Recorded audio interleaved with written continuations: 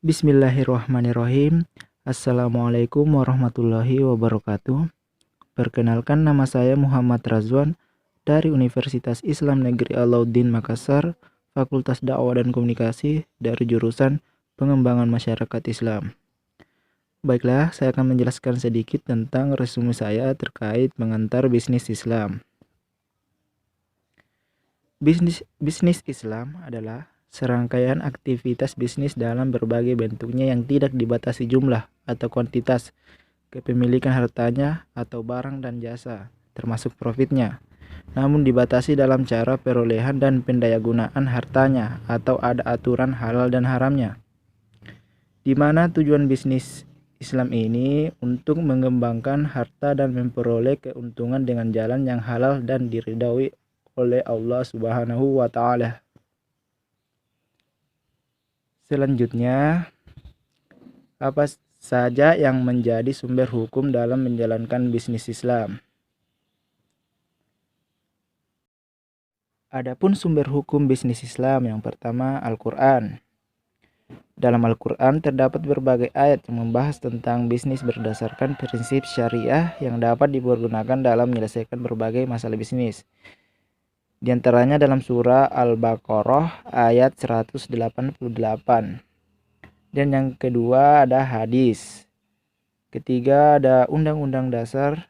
Keempat, fatwa-fatwa Dewan Syariah Nasional. Dan yang kelima adalah akad. Yang dimaksud akad di sini itu suatu akad perjanjian yang sudah memenuhi syarat dan rukun sahnya suatu perjanjian. Selanjutnya, etika bisnis Islam. Dalam Islam, etika dan bisnis merupakan satu kesatuan utuh yang tidak bisa dipisahkan antara satu dengan yang lainnya. Hal ini dikarenakan ajaran Islam yang bersifat syumul, yang mengatur seluruh aspek kehidupan manusia. Selanjutnya ada lingkungan bisnis. Lingkungan bisnis adalah keseluruhan dari faktor-faktor ekstern dan intern yang mempengaruhi perusahaan baik organisasi maupun kegiatannya. Adapun komponen lingkungan bisnis ada dua, yaitu lingkungan internal dan lingkungan eksternal. Yang dimaksud dari lingkungan internal adalah beberapa kekuatan atau elemen internal dalam pengendalian bisnis yang mempengaruhi operasinya. Sedangkan lingkungan eksternal adalah faktor-faktor yang tidak dapat dikendalikan oleh bisnis. Adapun ciri-ciri lingkungan bisnis yaitu pertama, dinamis, kedua, tidak dapat diprediksi, ketiga, kompleks, keempat, rentan, kelima, relatif, dan yang terakhir, berbagai sudut pandang. Selanjutnya, pemasaran syariah. Pemasaran syariah adalah suatu proses, baik proses penciptaan, proses penawaran, maupun proses perubahan nilai. Tidak boleh ada hakikat yang bertentangan dengan akad dan prinsip-prinsip muamalah yang islami atau berdasarkan hukum syariah.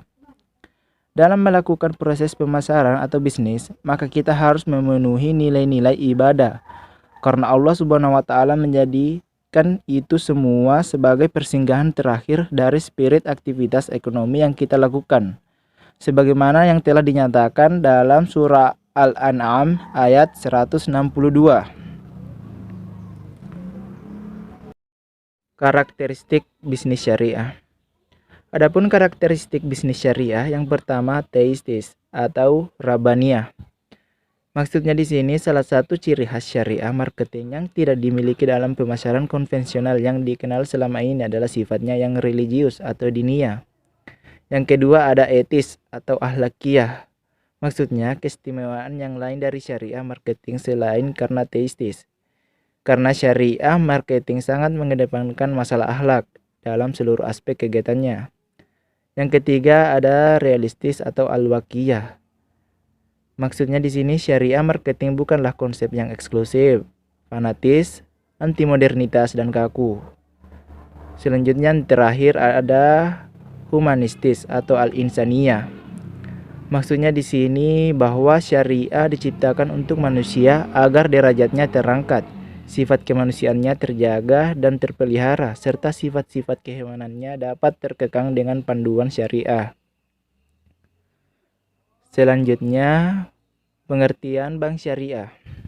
Bank syariah adalah bank yang operasionalnya berpedoman pada usaha yang dilakukan seperti di zaman Rasulullah Shallallahu Alaihi Wasallam.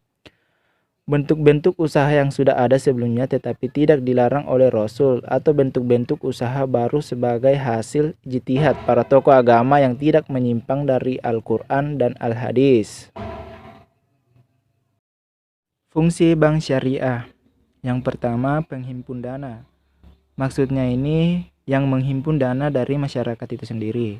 Dan yang kedua, penyalur dana. Maksud dari fungsi ini, dana yang telah dihimpun atau dikumpulkan oleh bank syariah dari nasabah selanjutnya akan disalurkan kembali ke nasabah lain dengan sistem bagi hasil. Dan fungsi yang ketiga, memberikan pelayanan jasa bank. Maksud dari fungsi ini yaitu memberikan layanan seperti jasa transfer, pemindahan buku, jasa tarik tunai, dan juga jasa perbankan lainnya.